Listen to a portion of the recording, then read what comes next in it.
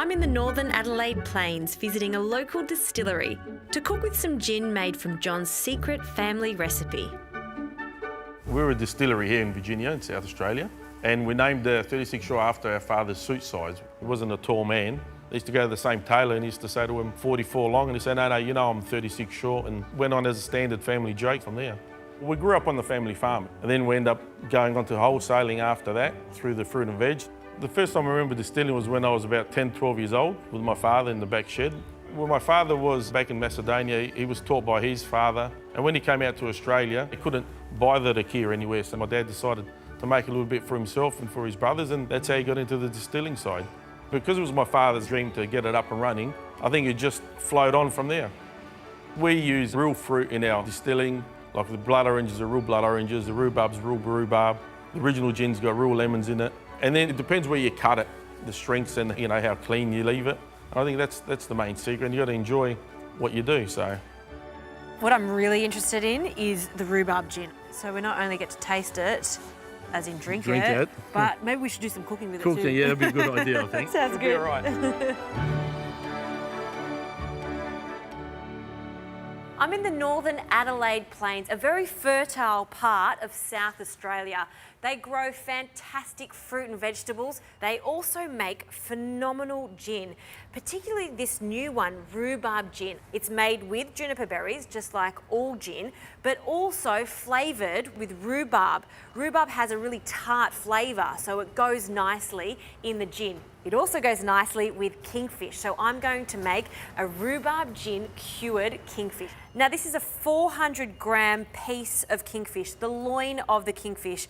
This in fact is from South Australia, and you can see how fresh it is. So to start the curing process, I need about 100 millilitres of this gin.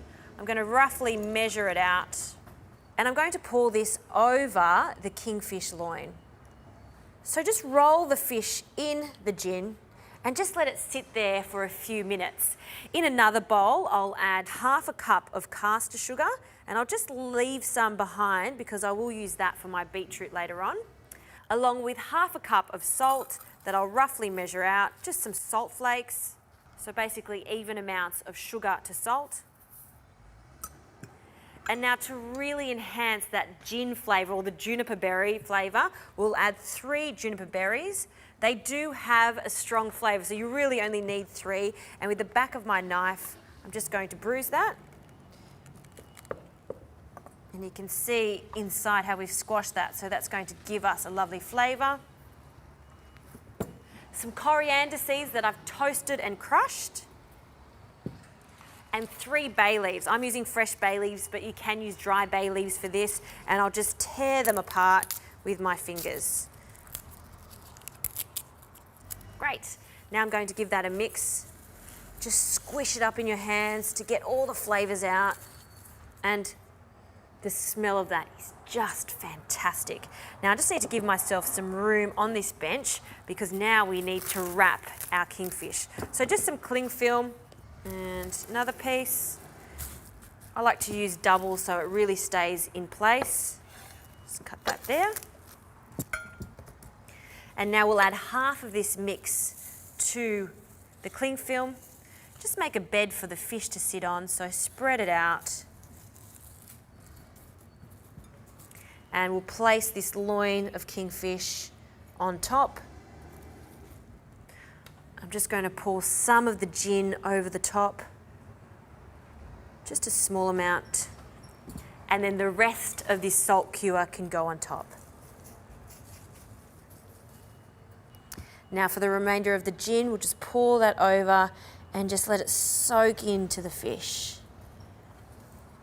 Now you can see that there's some parts of the fish that are exposed. We don't want that. We want it to be completely encrusted in that salt and sugar mixture. So just cover it up, press it down into the fish, and now we're ready to wrap this up. So just fold that over quite tightly and then wrapping it up. And for some extra assurance, another piece of cling film.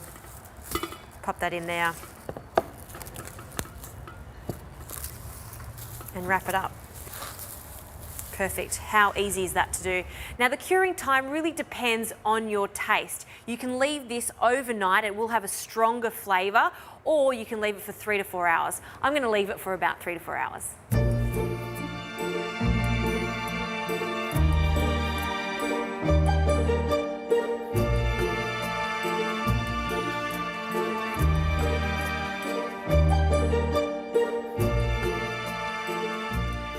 This is cured, so now it's time to plate up. So carefully open up the plastic, don't cut into the fish, and we'll just tear that off. All of those lovely flavours from the spices and the bay leaf have really penetrated into the fish, and I can feel that the fish is firmed up. That's because the salt has drawn out a lot of the moisture from the fish. So carefully take that out, and we need to wash this. See how much liquid is in there? It's incredible how much moisture comes out of that fish. Now I'm going to place this into some water and just wash off all of the spices, drain that, and then onto some paper towel. So again, we just want to dry it as best we can. And that is ready to go. See how the structure of the protein has changed so much? See how firm and dry it is? Just delicious. Now, I should probably have a taste of it, just so you can see how salty and sweet it is, and to ensure we can taste the gin. Oh, that is just delicious. You really do taste the juniper in it, the gin of course, and that slight rhubarb flavour. I love it. Okay, to serve with this, I have some beetroot, some cooked beetroot, and I just want to season it with a hint of sugar, just some caster sugar, a pinch of salt, and some sherry vinegar. So some acid in here is a good idea because it will counterbalance the earthiness of that beetroot. Now I'll give that a mix. What a beautiful colour. And just bring the whole thing together with some extra virgin olive oil. Okay, now before I plate this up, I'm going to slice our gorgeous South Australian kingfish here. Nice thin pieces, just on an angle with a really sharp knife. This is quite delicate, so you don't want big chunks of it. You want it to be quite thin, almost like you were cutting sashimi. Now on the plate, I'll add some creme fraiche. Creme fraiche is lovely and tart also, so it goes nicely with this. And I'll just smear that on one side. Our beetroot in the centre of that. It's okay if it bleeds a little. And now our gin cured kingfish. Just drape it along that beetroot. I still want to show that beautiful colour of the beetroot. A few more pieces. And a few garnishes, beetroot leaves. I'm just showing off here, but you don't have to add this. You can just add some chives if you like. A small amount of olive oil over the top. And this was not planned in my recipe, but I found a gorgeous pomegranate tree just behind the distillery. These are so sweet that I thought it must go on this dish.